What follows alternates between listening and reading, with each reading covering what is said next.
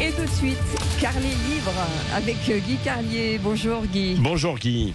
Bonjour Cécile, bonjour Patrick, bonjour à tous. Mais qu'est-ce qui se passe Guy? On a l'impression que vous êtes un peu désabusé ce matin. Non, je dirais plutôt que j'éprouve une certaine lassitude à devoir évoquer de façon récurrente dans cette chronique le développement corporel de Patrick Roger, car s'il ne tenait qu'à ce dernier, cette chronique serait exclusivement consacrée chaque jour à l'actualité des clubs libertaires, à l'annonce des prochains stages de renaissance corporelle et sensuelle.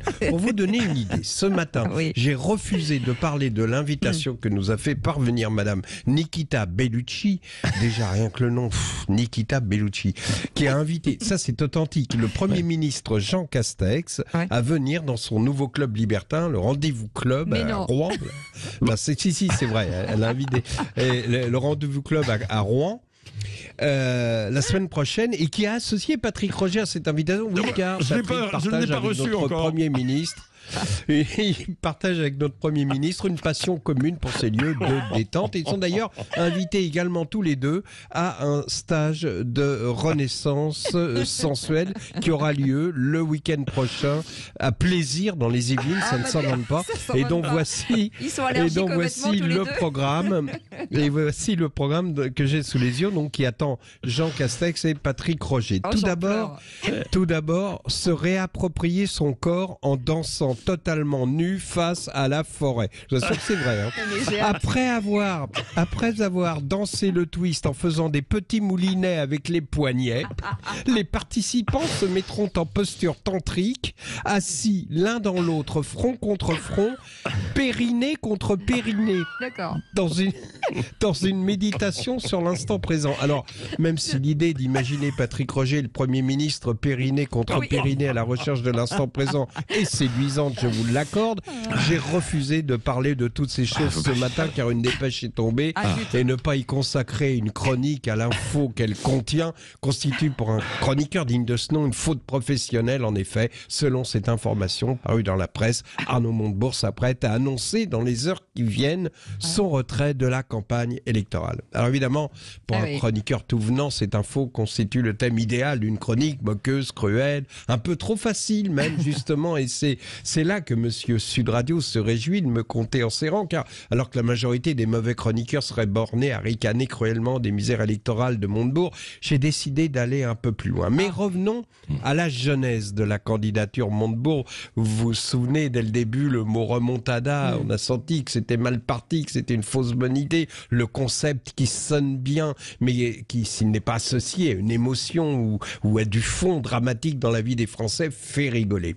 Deuxième séquence, la mise en scène pathétique des coups de fil à des personnalités de gauche pour les appeler à se réunir autour d'une table, etc.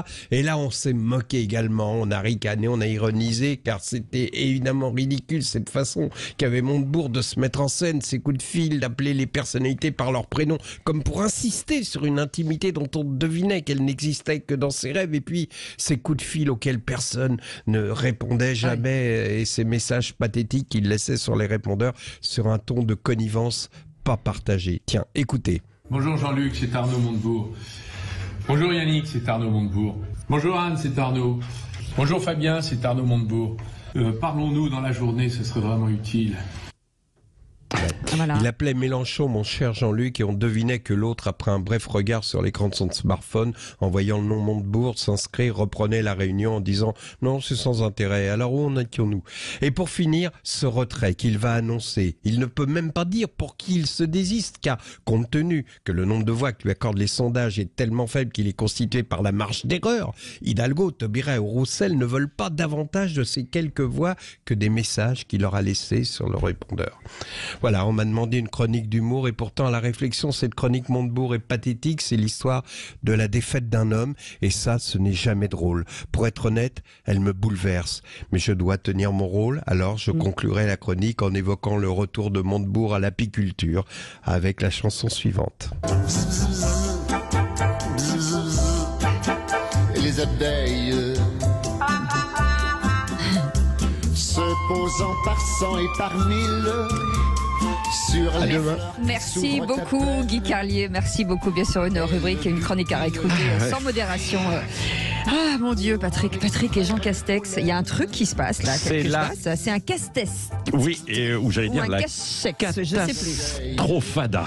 Ah, la catastrophada. Oui, bah oui, ça c'est de Montebourg. Eh ben vous le mettrez dans le Allez, dictionnaire. Merci oui. beaucoup Guy Carlier.